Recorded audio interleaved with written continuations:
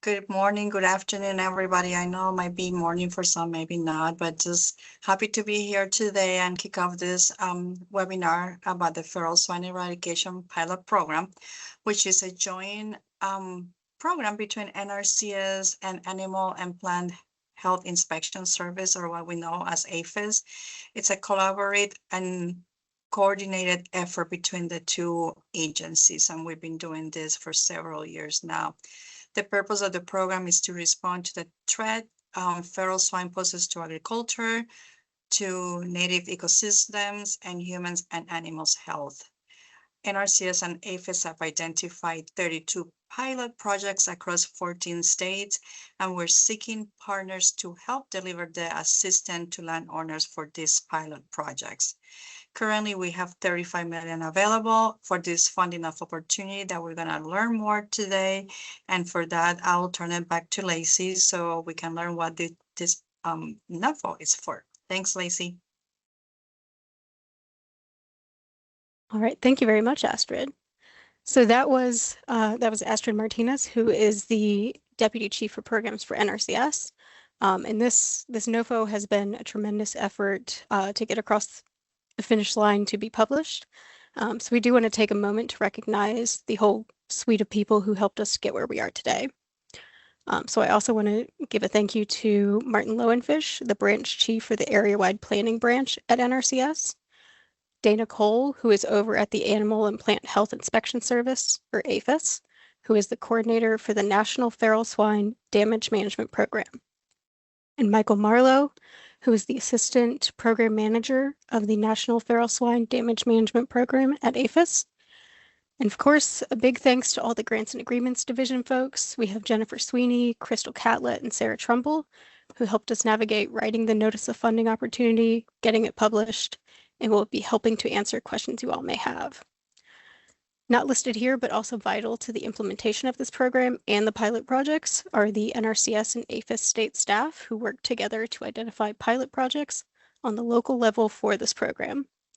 I also want to thank Deek Hobick for moderating this webinar session and helping things to run smoothly. So I recognize that the last slide and the future slides will have a bit of alphabet soup for most of the folks here. So rather than fill each slide up with the lengthy names of the agencies and programs, I'll be using the acronyms so I don't run out of breath or lose my voice. Whenever I mention NRCS, that is in reference to my agency, the Natural Resources Conservation Service, which has the Notice of Funding Opportunity available right now. APHIS, or the Animal and Plant Health Inspection Service, is jointly delivering with NRCS the Feral Swine Eradication and Control Pilot Program, or FSCP. The Notice of Funding Opportunity, or NOFO, is the reason we are all here for the webinar, and it's the opportunity for entities to apply to assist NRCS in delivering FSCP. GAD, or the Grants and Agreements Division, is the division that manages the NOFOs and will be your resource for answering questions regarding your application. So in this presentation, I'll give an overview of the program and the NOFO itself, give info on where you can find the pilot projects that we are looking for partners to work on, discuss the specific award details for this NOFO, provide info on the cost share requirements, discuss details to help with your application, and then we'll do a Q&A session. Please go ahead and put any questions you have as we go through this presentation into the Q&A. We will address the questions we can today, and if there are any questions that we do not get to or we need additional research or info to answer, they will be included in a fact document which will be posted online. So, the purpose of FSCP, or the Feral Swine Eradication and Control Pilot Program, is to respond to the threat feral swine pose to agriculture, native ecosystems, and human and animal health. FSCP was created by the 2018 Farm Bill and was reauthorized by the One Big Beautiful Bill last year. It is jointly delivered by both NRCS and APHIS.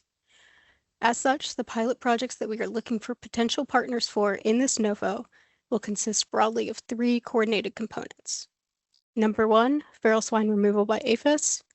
Number 2, restoration efforts supported by NRCS. or selected non-federal partners.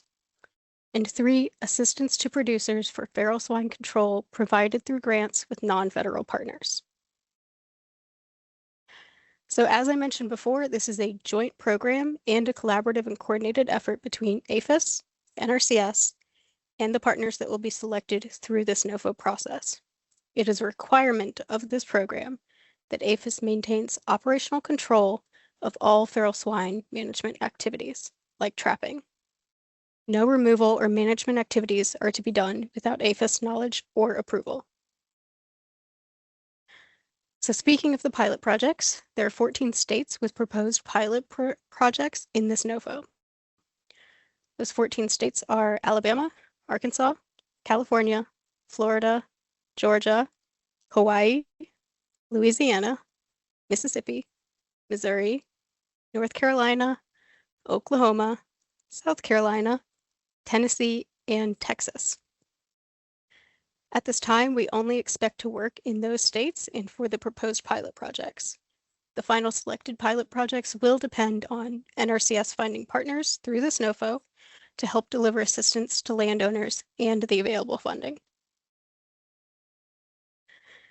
If you've already had a chance to check out the FSCP webpage, which can be found at the website listed at the top of the slide there, or by searching something like NRCS feral swine, you'll see that there are many links listed under the eligible states, which is just below the webinar info. At each of those links, you can find a description for each of the proposed pilot projects by state. There is a page for each of the projects, and it should have a map, a description of where the project is expected to be, and desired activities for the partner to conduct. There are 32 total projects listed that we are searching for partners to help deliver. Please go to the website to get further details on those proposed projects and to find out more. So now to the actual details of the application and potential awards. Like Astrid had said, NRCS currently has $35 million available for this notice of funding opportunity. There are 32 proposed projects over 14 eligible states that are looking for partners to help deliver assistance to landowners within those pilot areas. Applicants should plan for projects to be between 4 to 5 years in duration, and applicants can submit applications requesting $75,000 to $3 million per project. Applicants can submit for more than one project and will need to submit an application for each project they would like to be the partner on. So for example, Alabama had 4 proposed pilot projects on that last slide. So if you were looking to be the partner for all of those pilot projects in Alabama, then you will need to submit 4 applications, 1 for each project. So speaking of the applicants, here's a list of the entities that are eligible to submit applications for this NOFO. Nonprofits with and without 501c3 status, Native American tribal organizations, special district governments, county, city, township, and state governments, federally recognized Native American tribal governments, and private, public, and state institutions of higher education. This list, as well as all the info from this presentation, can be found in the NOFO document, and I'll show you where to find all that in a bit. Next up is the cost share for FSCP. This is an important one, and there are not options for exemptions. The cost share requirement is written in the legislation, and it's important that your proposed budget meets it. Selected applicants may receive FSCP funding up to 75% of the total project cost. The remaining 25% of the project cost must come from non-federal funding committed by the partner at the time of the application. As an example, if an applicant submits a project that is expected to cost $100,000 overall, then at least 25% must be committed from non-federal funds by the partner. NRCS would only be able to cover up to $75,000 in that example. I'm going to say again that the partner is required to cover 25% of overall project cost and not 25% of the NRCS federal funding requested. Please double check when you are doing the budget narrative portion of the application to ensure you have the appropriate cost share required. The good news about the cost share requirement is that the cost share committed by the applicant can be a combination of both cash and in-kind contributions. But the cost share must include at least some amount of cash and cannot be only in-kind contributions. With the NOFO documents, there is a sample commitment letter for a template for folks to use as part of their application. And I want to emphasize again that 25% of the total project cost must come from non-federal funds committed by the partner at the time of the application submission. So, now that we've talked about what portion of the project cost is federal or non-federal, let's focus on what NRCS federal funds cannot be used for. NRCS federal funds cannot be used for lethal removal of feral swine, such as ground shooting, euthanasia, aerial gunning, or any form of hunting.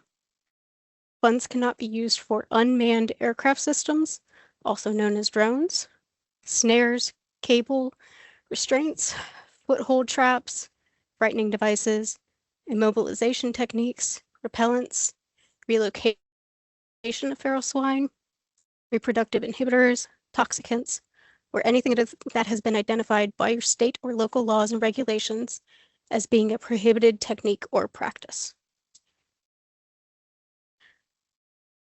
So we've gone over the program-specific details for FSCP, and now I want to cover some of the application information for you all. The Notice of Funding Opportunity can be found at grants.gov. The specific opportunity number is listed here. If you have trouble finding it through the grants.gov search engine, you can find it under the How to Apply and Who is Eligible sections on the NRCS Feral Swine webpage. All applications must be submitted through grants.gov, and they must be received by 11:59 p.m. Monday, September 21st, 2026. For your application to be considered, you must submit your application by 11:59 p.m. September 21st, 2026, and each application you want to be considered must be submitted by that deadline through grants.gov. You cannot email your application, and it can only be submitted through grants.gov. So this slide is pulled from previous NOFO webinars, and I wanted to include it as an example of why you should start the application process as soon as possible, because even if you aren't sure that you want to submit the application, you should start doing this as soon as you can. You should do a pre-registration with sam.gov to ensure you can get a unique entity identifier as soon as you can. If you've submitted applications recently, you may already have this identifier, but if you are new to submitting an application for federal assistance, you will need to start the process as soon as you can to make sure you have plenty of time if you come across issues. NRCS or GAD, Grants and Agreements Division, cannot help you with this process. But if you go to the website listed here or visit sam.gov, there will be more information on getting registered. So I wanted to walk you all through where to find all the relevant information for the NOFO and the NOFO document itself. So this is a screen grab of the simpler grants.gov funding opportunity webpage. If you were to scroll down on this page under a document section, there's a link to the actual NOFO document, a sample commitment letter, and the GAD application guide. On the right-hand side, there's an orange box that states the closing date, which again is September 21st, 2026. And just below that, there's a link to view this opportunity on grants.gov, which is where you can actually apply. So if we clicked on that view on grants.gov link, here's where it'll take you.